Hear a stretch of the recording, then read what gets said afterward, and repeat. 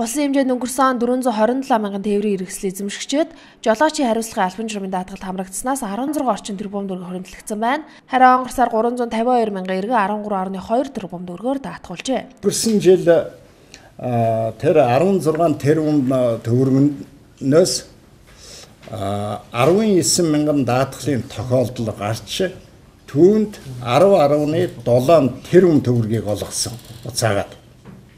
Энэ оны эхний 8 сар 15 хоногийн байдлаар 13,128 тохиолдол гараад байна. Үүнд зориулж 6.8 тэрбум төгрөгийн хохирлыг даатгалаас олгоод байна.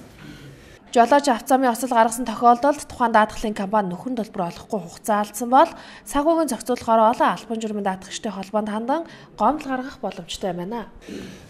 За тэр хэрвээ одоо янз бүрийн хүн сурталтай холбоотой асуудал шүү дээ. Хоёр дахь асуудал бол.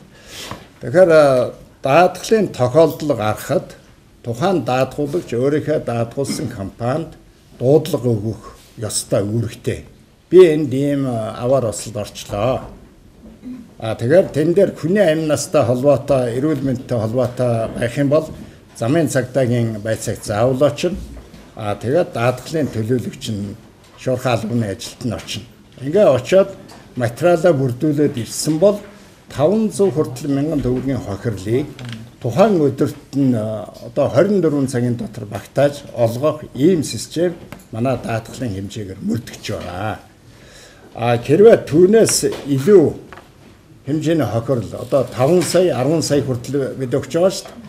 Тэгэхээр тийм хэмжээний хохирлоор хэрвээ ямар нэгэн маргаан байвал тэн дээр хугацаа жаахан алдах юм байна. Нэг хуулиар заасан хугацаа нь бол 1 сарын дотор байгаа. Тэр хугацаанд олгоно. За хугацаанд олгохгүй байгаа тохиолдол мэрсээр бас байна. Ийм тохиолдлын талаар гомдлыг манай албан журмын даатгагчтай холбоонд ч ирж байгаа. Санхүүгийн зохицуул хорооны даатгалын газарт тэр хүмүүс мэдээллийг өгч болж байгаа. Ингээд энэ мэдээллийн дагуу шалгах тэрний шуурхай шийдвэрлэх ажил бол харин маш сайн явж байгаа гэдгийг